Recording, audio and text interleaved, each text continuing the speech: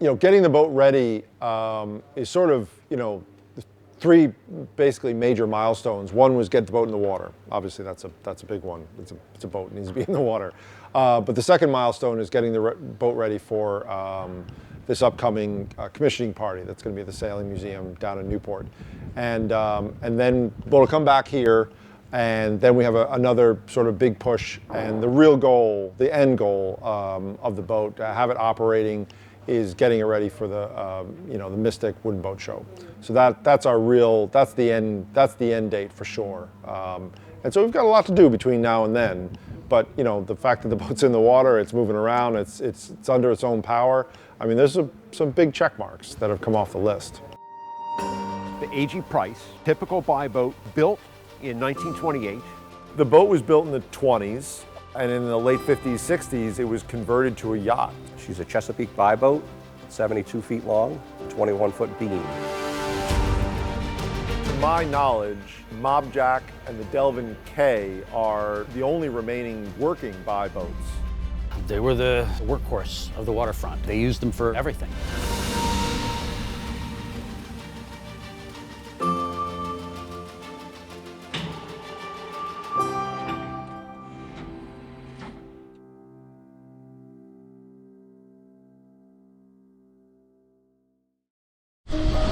Looks like the mast on Coastal. Hi, Jeff. Looks like the mast on Coastal Queen is going to be used to lift some very heavy davits for freedom. What? I guess we should have grabbed a little higher. Coastal Queen has already had her first job, so to speak, and harking back to her workboat roots. Now it's going to come and hit you in the face, so careful. Get out of the way. Get out of the way.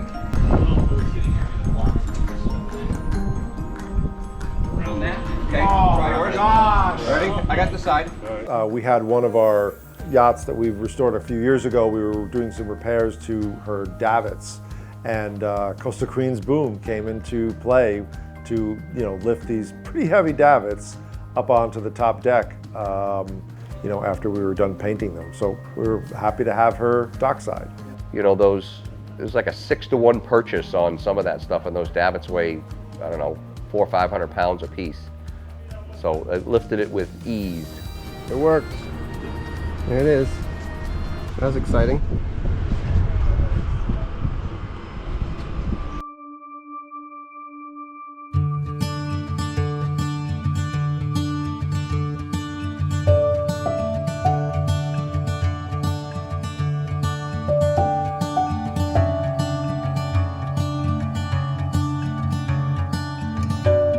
So Kate and Molly have been walking around the boat, marking different locations that need a little touch-up, and then they scuff it back and hit it with some fresh paint so it looks all new, like it should. Welcome to my boat. My boat. Not Corey's. Not Corey's boat. Corey's very poor. Very poor. Kate is doing a great job. She met Ruben, or Ruben found her, and the two of them are like match made in heaven. And he has now turned her into a star varnisher.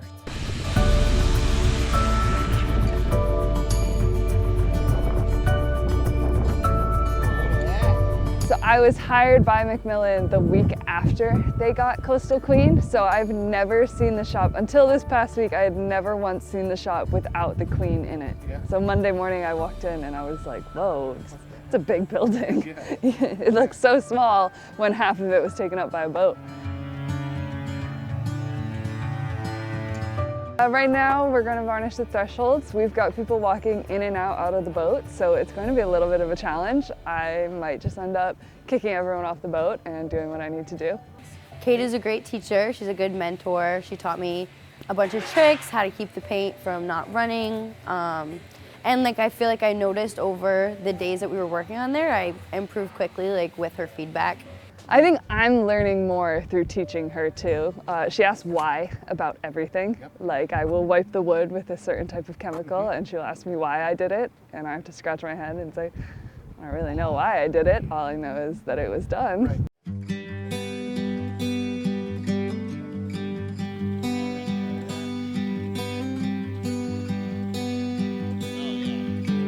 So So originally we had a leak from the stern post, which is a lot of timbers coming together there. It's kind of a tricky spot with the keel and the feather timbers and stern post all coming in together. This particular piece of lumber travels in a solitary piece all the way down and meets up at the keel. It goes through, it penetrates all this other structure here. So, I mean, it's an odd joint. So we had, a diver come down and put some slick seam in some spots, trying to slow it down, and it did. Actually, he was able to stop it 100%. Then we went out and did a sea trial with the Cummins mechanics, and they want to go hammer down.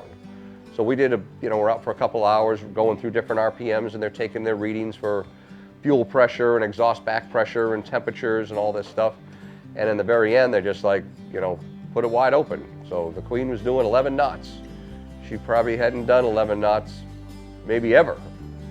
So we're just digging the back, the back of the boat, squatting, but they want to see maximum RPM. They want to see hammer down, and they want to hold it there for 15 or 20 minutes. We were just flat out.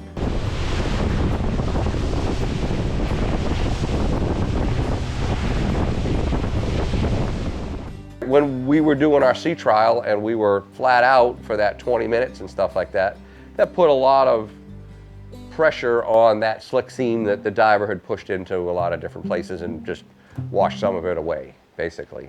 So Chris Sanders had a diver come in today and go down and do some more touching up, right? They put a tingle, they call it, a little copper plate, over where some of those seams come together. We've got two different gauges of nail. You want to just try these? Yep. See what you get? I'll give you a bunch. I'll just, yeah.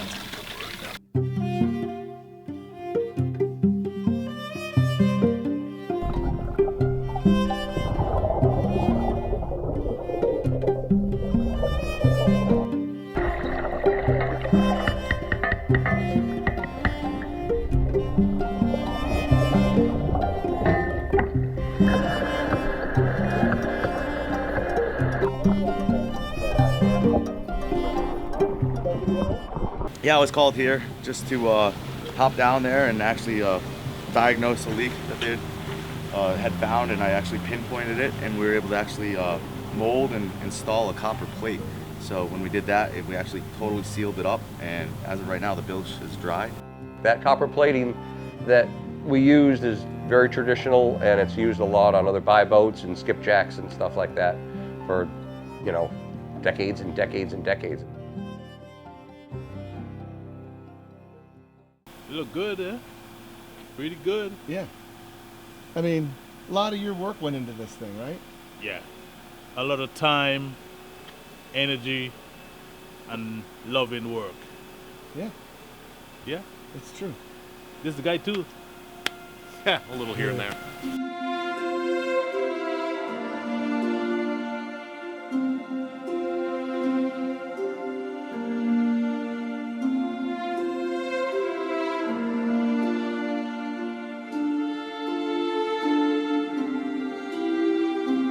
The boat looks great. So many hours, so many people involved. There's just some great craftsmen that got put onto this boat over the last, 3 years. It's nice to see it all come together. Yeah. You get a feel for what you hope it's going to look like when it's all together. Yeah. You imagine it, I don't know, hundreds of times as you're building it as you go, but once it's actually up and you see it together, and it's great. You can't help but, feel a little prideful about your little part of a very big project.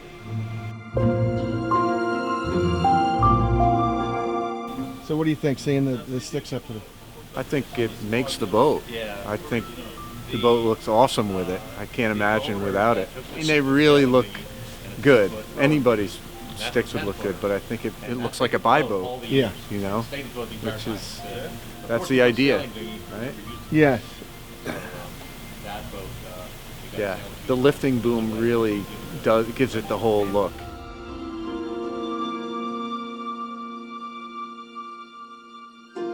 We had a nice morning to just, start out and really work on various, last minute projects on the boat. It got progressively worse, as we're getting ready to leave, especially, it's, you know, it was a pretty inclement day. We had weather fighting us. We had just a lot of manpower. I mean, we basically had everybody in our shop on that boat, just pushing, and you know, every cabin, people were. It was pretty chaotic. That's it. First voyage right here. That's awesome. All right, good to see.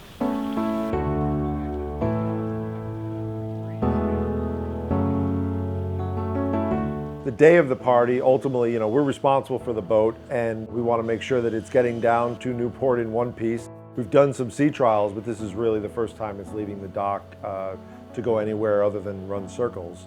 So, you know, we get off the dock, pick up a mooring in front of a boatyard, and then at that point the owner arrived on Black Watch.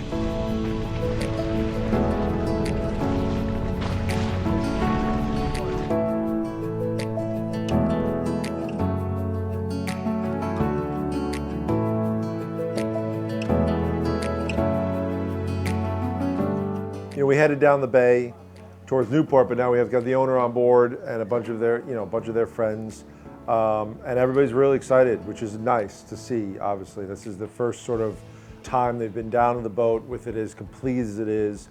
We've got the gyro running, so that's great, and things are happening. And having some things up and running and seeing the interior the way it was, and it's nice to sort of see other people's reactions about you know, how well the boat came together.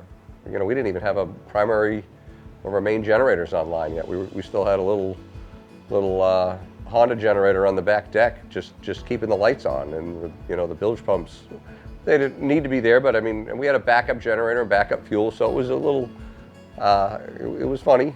I mean, we didn't have a working head on the boat at the time. People stepped on board and they were asking, you know, where's the head? I'm like, we don't have one yet. They were sitting down there, but they were not connected or hooked up to anything yet. So luckily it was, you know, it wasn't a long trip.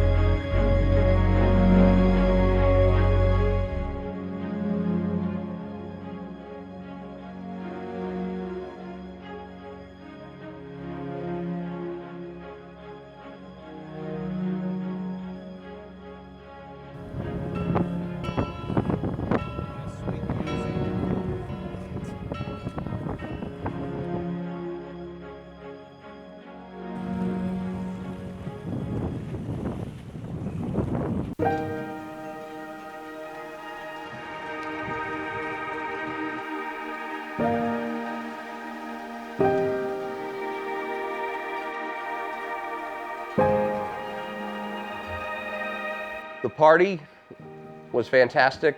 Peter and Cindy and Henry and everybody else who was involved in trying to put all that together, they did an amazing job, and it was fantastic to be there with all the guys from the shop and so many people that watched all the films and the movies and stuff like that. It was really good, and a lot of people came up to all of us, you know, complimenting us and saying what a good job we were doing, which is really special.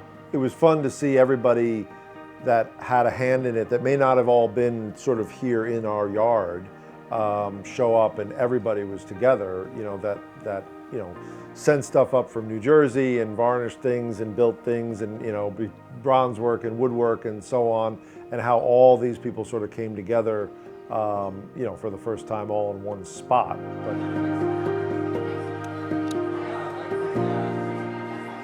We've had a lot of commissioning parties for the boats that we've, you know, dealt with over the years, but certainly not to this level. This owner has been very, very gracious, making sure that the crew that works on the boat is recognized for the work that they do, that we all do.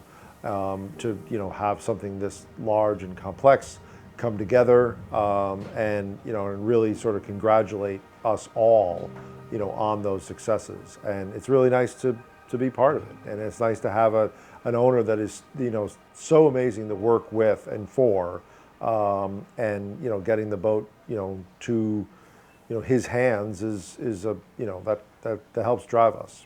At 7:15, please gather on the beach for the christening of the Coastal Queen. Whatever. Not sound amazing. The Queen, the silent Queen. By the great lady who did all the varnish work with the different hair colors. That great lady, of course, was Kate, who just 4 years ago was looking for direction working at a temp agency. And now she was christening the boat that helped her become one of Macmillan Yacht's top finishers. Here's the bottle. Okay, now's the time. Now's the time. Here you go, Peter. By the way,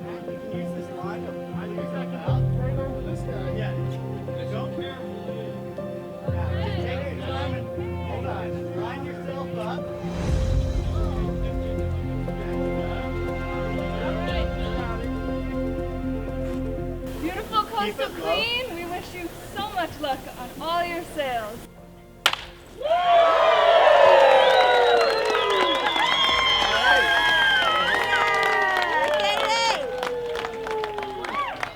You were great. How did I do? The G-Quay. double great. Okay. Keep it up. Yeah. In an interview. First try too, you didn't even need the second bottle. Now we have yet to meet. Who was the partner? I'm Kate. Hi, Kate. I did a lot of the varnish work on the boat. Oh, that's how you had the privilege of smashing the bottle. And Deacon was the captain for 30 years. Yeah, like So what do you think of it now? she's the Coastal Queen. Yeah, I mean. Did we do a good job? Huh? Did we do a Oh, good you did job? a phenomenal job. Good, good. Phenomenal job. Especially the bright work. Especially the bright Oh, work. yeah. Terrific. Yeah, but what are you using for varnish? Well, I'll have to say. You can't tell, no. He's recording. I can't It's all right.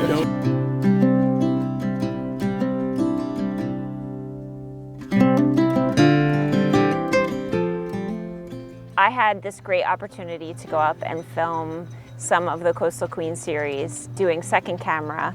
The producer asked my daughter, knowing that she was an artist, if she could draw caricatures of each person involved in the restoration of the Coastal Queen. And the producer had developed a line drawing of Coastal Queen inside Macmillan Yachts. My daughter Sailor was sent still shots of each person involved with a description of what they did and something that they maybe would be wearing or a tool that they would be holding. And she drew caricatures and went back and forth with the producer on how to make that person come to life in the drawing.